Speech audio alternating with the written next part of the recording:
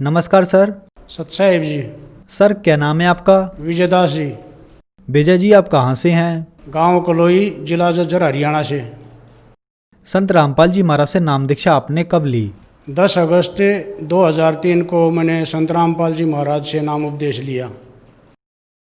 संत रामपाल जी महाराज से नाम दीक्षा लेने से पहले आप क्या भक्ति साधनाएं करते थे? सभी की पूजा करते थे जी। जो भी देवी देवता हैं ये पारंपरिक हैं, अपनी आर्य समाज से भी जुड़े हुए थे। और ब्रह्मा जी, विष्णु जी, शिव जी, इनकी शेरावाड़ी, सभी की भक्ति करते थे जी। व्रत वगैरह भी करते थे जी। ये जो है आधी रात के व्रत आते हैं जो जन्माष्टमी के, ये भी करता था मैं, लेकिन इनके करने से कोई लाभ नहीं हुआ जी। आर्य समाज में हमारा परिवार जी काफ़ी समय से जुड़ा, कई पीढ़ियों से जुड़ा हुआ है। और हम जो है उनके बताए अनुसार, जो भी महर्षि दयानंद जियों ने बताया था मार्ग, उसके अनुसार क्रिया करते थे। लेकिन विकार हमारे अंदर सभी थे, विकार हमारे ख़त्म नहीं हो रहे थे उनके करने से। ना ही हमारा कोई भक्ति करने से विकार ख़त्म हो रहा था। विकार जो कहते थे बल्कि बढ़ते जा रहे थे। शरीर में बीमारियां भी बढ़ती जा रही थी। और जी कोई आर्थिक लाभ भी नहीं हो रहा था जो हम ये कह सके कि हमारे को ये लाभ है। कोई लाभ नहीं हुआ जी इनकी भक्ति करने से, बल्कि नुकसान ही होता था। जो भी सोचते थे वो काम बनता नहीं था, बिगड़ता था जी। और जो भी हमें आगे विचार करते थे वही काम हमारे असफल हो जाते थे। और जी इनकी भक्ति करने से शारीरिक दुख भी शुरू हो गए थे जी। कभी शरीर में कुछ होना, कभी कुछ होना। मेरे को नज़ले की बीमारी हो गई थी, बहुत लंबी चली जी वो। और मैं हर जगह मैंने दवाई खाई, हरियाणा में भी सब जगह जो भी बताई, पंजाब में भी, मैं यूपी में भी, सब जगह गया जी दवाई लेने के लिए। कोई आराम नहीं मिलता था जी मेरे को। और मैं बहुत परेशान था जी। रात को मेरे को खांसी उठती थी, मेरा सांस रुक जाता था जी, नाक टपकते थे, बहुत बुरा हाल हो जाता था जी। सर इन सब परेशानियों से जूझते हुए आप संत रामपाल जी महाराज की शरण में कैसे आए? सर मैं जहाँ पे सर्विस करता हूँ वहाँ पे एक अजमेर भगत जी थे। वो संत रामपाल जी महाराज से जुड़े हुए थे। और उनके साथ मेरी जो है ज्ञान चर्चा लगा लो, आपस में बहस होती थी इस विषय में, भक्ति के विषय में। अजमेर भगत जी ऐसे ऐसे बताते थे कि संत रामपाल जी महाराज जो है गीता जी में ऐसे लिखा है, वेदों में ऐसे लिखा है। तो मैं उससे बहस करता था कि महर्षि दयानंद के अलावा आज तक किसी ने वेदों के बारे में, गीता जी के बारे में नहीं बताया। ऐसा संत ये कौन है जो ये ज्ञान देता है? मैं तो इनसे मिलना चाहूँगा। तो अजमेर भगत जी ने बताया कि करोथा आश्रम है, वहाँ पे मेरे गुरुजी हैं, उनसे आप मिल सकते हो। तो ऐसे जो मेरे को वहाँ पर जाने का अवसर मिला। वो अजमेर भगत जी मेरे को लेके गए संत रामपाल जी महाराज के आश्रम में। तो मैं वहाँ पे गया तो मेरे को संत रामपाल जी महाराज के आश्रम में करोथा गया।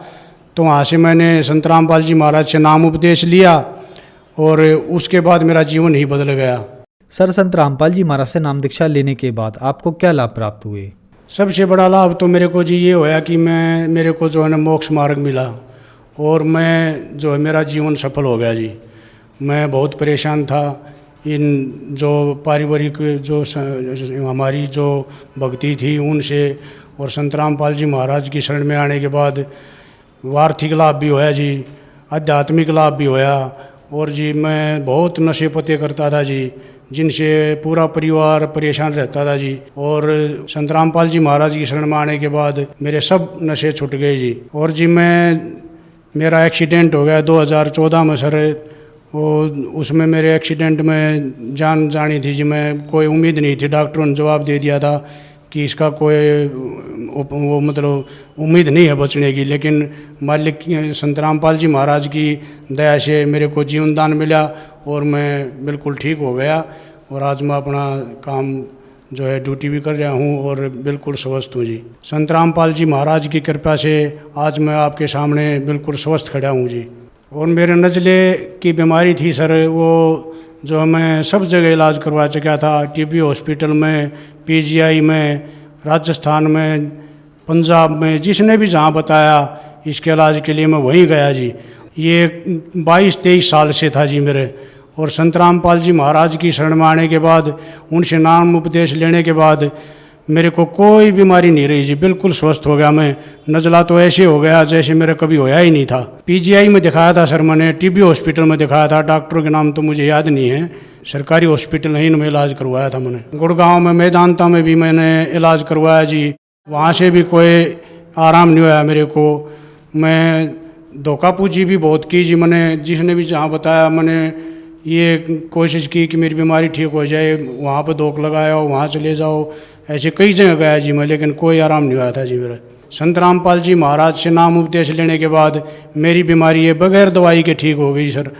मैंने कोई भी दवाई नहीं लेनी पड़ी इस पर, इस चीज मतलब नज़ले की भक्ति करने से, नाम की कमाई से मेरा जो है ना बिल्कुल जो शरीर जो है ना स्वस्थ हो गया। संत रामपाल जी महाराज से जिस दिन से मैंने नाम उपदेश लिया है 2003 से आज तक मेरे कोई बीमारी नहीं है। सभी मेरे नशे पते सब छूट गए, जो भी मैं नशे सब नशे करता था मैं, सब नशे मेरे नाम उपदेश लेते ही छूट गए। पता नहीं मालिक की कैसी रजा हुई, मेरा नशा करने को दिल ही नहीं करता और ना ही नशे को मतलब छूने, बीड़ी शराब तम्बाकू इनको छूने का भी दिल नहीं करता। पीने की तो बहुत बड़ी बात है। ये सिर्फ संत रामपाल जी महाराज की कृपा है जो मैं आज बिल्कुल स्वस्थ हूँ और मेरे सभी विकार और शरीर के कष्ट सब ठीक हो गए जी। सर आपका परिवार 3 पीढ़ियों से आर्य समाजी है। आर्य समाज का और संत रामपाल जी महाराज का काफी समय से मतभेद चल रहा है, क्या कारण है सर, क्या कहना चाहेंगे? सर संत रामपाल जी महाराज ने आर्य समाज से कोई वो नहीं था, द्वेष नहीं था। उन्होंने जो है ना सच्चाई बताई है, सत्यार प्रकाश के बारे में उन्होंने विस्तार से बताया है, उसको खोल के देखा है। हम तो सिर्फ सुना था, हम तो सुनी सुनाई बातों पे लगे हुए थे, आर्य समाजी बने हुए थे, लेकिन विकार सारे करते थे जी। उनमें जब संत रामपाल जी महाराज ने हमारे को सत्यार प्रकाश खोल के दिखाया तो हमारे को ज्ञान होया कि इसके अंदर तो कोई भी ज्ञान का या समाज सुधार का या आध्यात्मिक मार्ग का कोई भी ज्ञान नहीं है। इसमें तो समाज को बिगाड़ने वाली बातें हैं, सुधारने वाली तो एक भी बात नहीं है। उन्होंने लिखा है कि सूर्य पे जो है सृष्टि रचना है, वहाँ पर मनुष्य रहते हैं, वेदों को पढ़ा जाता है। इस तरह की झूठ बोल रखी हैं जो कि सूर्य एक आग का गोला है, उस पर कोई भी ऐसा वो नहीं है जो वहाँ पर सृष्टि हो या जीव रहता हो। सत्यार प्रकाश में तो जी ऐसी ऐसी बातें लिखी हैं जो कि मैं आपको यहाँ पर बता भी नहीं सकता। आप खुद पढ़ के देख लेना चौथे समूलास को, उसमें क्या क्या लिखा हुआ है। ये समाज के सामने बताने लायक भी बातें नहीं हैं। अगर आप ने कोई मेरी बात पर शंका हो तो आप सत्यार प्रकाश का चौथा समूलास विस्तार से पढ़ के देखो। संत रामपाल जी महाराज ने सिर्फ शास्त्रों का और सत्यार प्रकाश की तुलना की थी कि हमारे वेद ये ज्ञान दे रहे हैं, वेदों में ये लिखा है, गीता जी में ये लिखा है, सत्यार प्रकाश में ये लिखा है। और इसी के विरोध में आर्य समाजियों ने उसका ज्ञान का जवाब जो है ज्ञान से नहीं दिया, बल्कि उन्होंने लठ उठा लिए और सतलोक आश्रम में करोथा के ऊपर जो है ना आक्रमण किया और उससे जो है संत रामपाल जी महाराज को बदनाम करने की कोशिश की। ये जो है इन आर्य समाजियों का जो है अपना उल्लू सीधा करना था कि हमारी रोजी रोटी को ये बंद कर देगा अगर ऐसे प्रचार करेगा और सच्चाई बताएगा सत्यार प्रकाश के बारे में।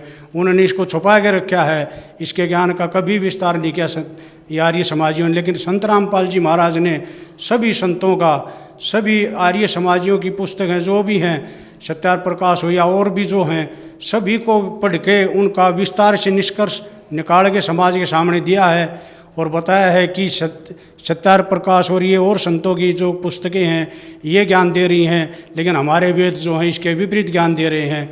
ये समाज ने देखना है कि ये हमारे शास्त्र सही हैं या ये संतों की पुस्तक सही हैं, ये समाज को फैसला करना है।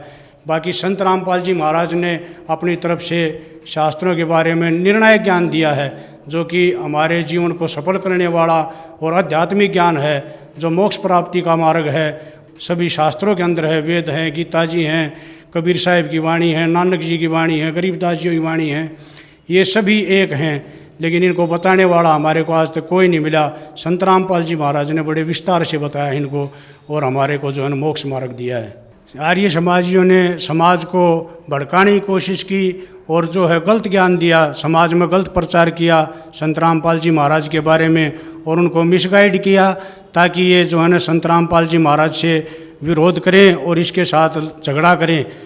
ये जो है समाज में बुराई फैलाई आर्य समाजियों ने, और संत रामपाल जी महाराज ने एक निर्णायक ज्ञान दिया। समाज आज शिक्षित है, जो कि ये पढ़े लिखे हैं, वो अनपढ़ वाला समय नहीं रहा। अब इनको सब ज्ञान है कि संत रामपाल जी महाराज शास्त्रों के अनुसार बता रहे हैं।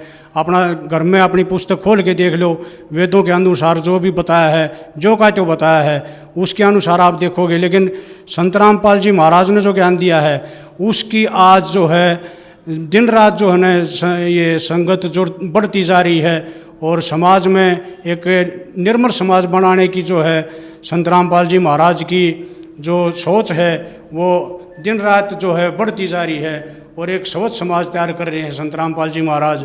बगैर दहेज की शादियां करवा रहे हैं, और रिश्वतखोरी, भ्रष्टाचार, दूसरे की बहन बेटी को गलत नज़र से देखना, ये संत रामपाल जी महाराज सब छुटवा रहे हैं। उनका नियम है एक कन्या भ्रूण हत्या, ये सब जो है छुटवा रहे हैं। और संत जी एक ऐसा प्रचार कर रहे हैं समाज को एक निर्मल समाज बनाने का, ताकि आने वाले समय में ये समाज एक स्वच्छ समाज हो और सब भक्ति करें, संत रामपाल जी महाराज की बताई हुई, और अपना जीवन सफल करवाएं।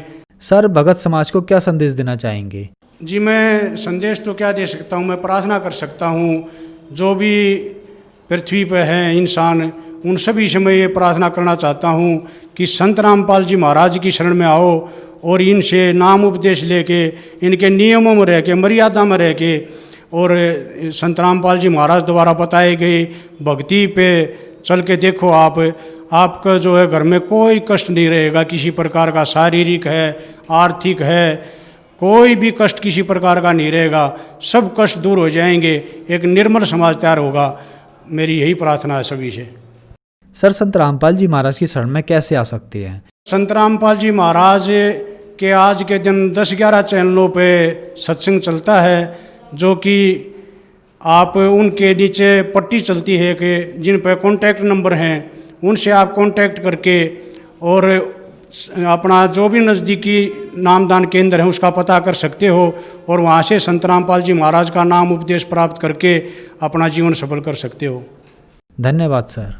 सत साहिब।